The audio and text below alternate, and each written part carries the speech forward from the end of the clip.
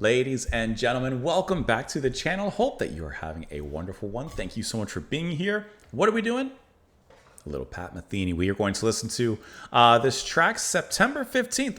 I've missed the mark just a little bit, but we're going to listen to this track September 15th. This is off of the album As Falls Wichita, So Falls Wichita Falls, released 1981. We are listening to this track because it was suggested and sponsored by Mark. Thank you so much for the sponsorship. I appreciate that. I appreciate the recommendation. It's always a good time for me listening to Mr. Pat Metheny. But I see that this track had also been suggested and recommended by at least the following: Stephen Pesta, Jim Bricker. Hold on, I got to pull up the other list. I have several lists here. I typed in the wrong thing. Fab, Big Chunky Bubbles, Johnny Casper, who actually I can't help but see a comment. I cannot help but see this comment as I'm looking through. Pull you guys up here onto my screen. Bill Evans died September 15th, 1980. I can't help but see that. So, well, there you go. That's where this title comes from, because it does have the in the parenthetical dedicated to Bill Evans. So there you have it with that. And hold on, I was still going through my list of names. Let me pull it back up here. Let's see. No, you're not talking about this. Actually, maybe that was it. This could have been it. So anyways, thank you guys so much for the recommendation. Can I tell you, can I recommend something to you? This is probably something I should do on my Just JP faves, but I am playing live Pat Metheny and getting copyright issues. Can I just recommend that you all, I'll link it below, watch this video. Metheny and Meldau, The Sound of Water. It is one of, it's a track that I explored on my own after discovering Metheny with you guys. I think it is just absolutely one of the most beautiful tracks ever. It is a brilliant, brilliant track.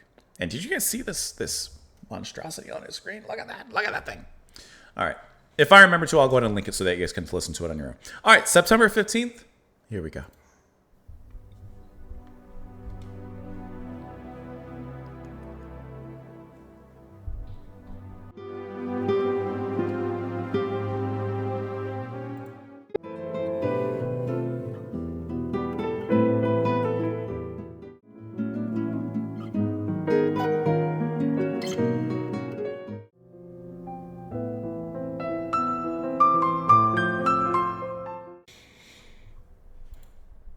Let me just, if I can, describe the scene a little bit. Right now, I don't know what day this video is coming out, but it's Thursday.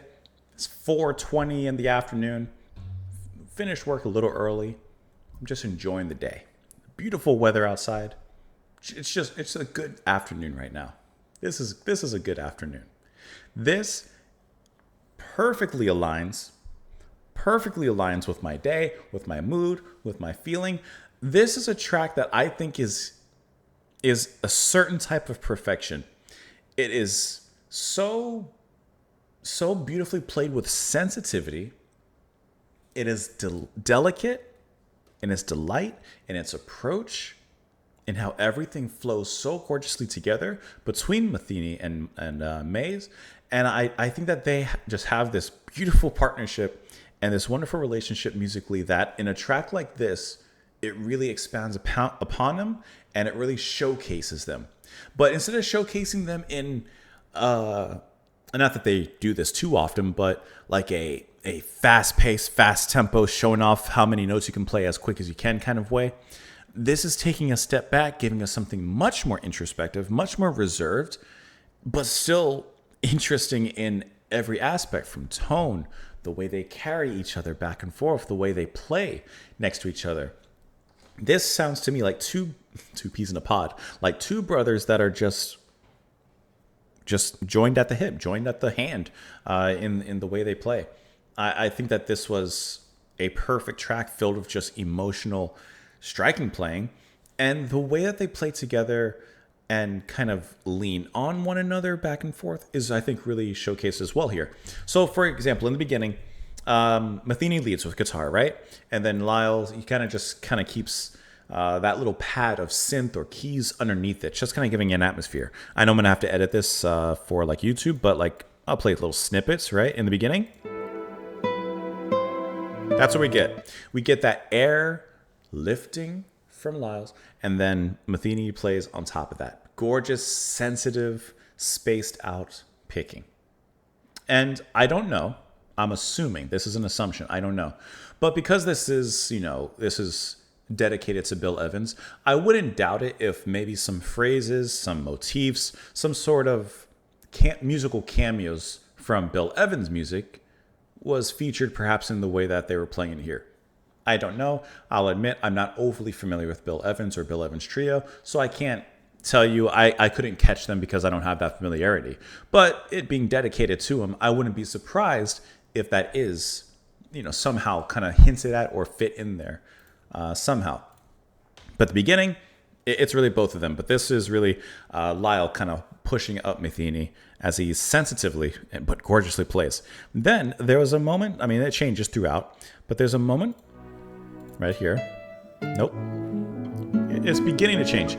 These phrases right here, as they begin to kind of like harmoniously lean back and forth amongst each other, and they play these beautiful flurries of notes from the piano, notes from the guitar, moving away from that padded synth, moving into this part, it just sounds like this rich tapestry of melody that is continually being woven. They're continually, crocheting and weaving in, weaving out, creating their needlework, creating their masterpiece with just notes. And really, I really feel that way, the way that they're playing. You can see Lyle doing this beautifully. You can see Metheny doing that. And listening to this, to me, it just sounds like this perfect cross weave of this. I can't help but think about it, this tapestry that they're building. And then a little bit after 4 minutes, I really enjoyed this moment. Let me see. I noticed it around here. I don't want to play too much, like I said. Here. Then it switches from that beautiful harmony both of them that had, now moves into Lyle having his moment, having his time.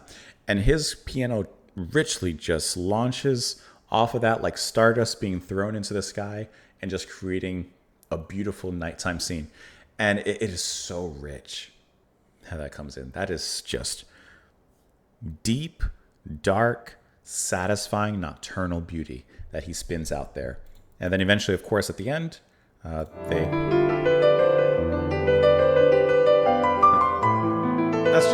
just brilliant. There you go. They come back. So it's a really cool track, not only in the emotional capacity that you're getting from this instrumental, but also the way that, like I said, they work back and forth of each other together, one leading, one playing backup, for lack of a better word. Then they switch, then they have solo moments. And I think that that's just a really fantastic way of building a song, but also just balancing each other out musically. That was wonderful. I missed the date a little bit on it, but it was wonderful to listen to, and I think that it really does showcase, musically, the relationship that these two have, these two collaborators, musicians, and I'm sure at the end of the day, friends. I'm gonna assume.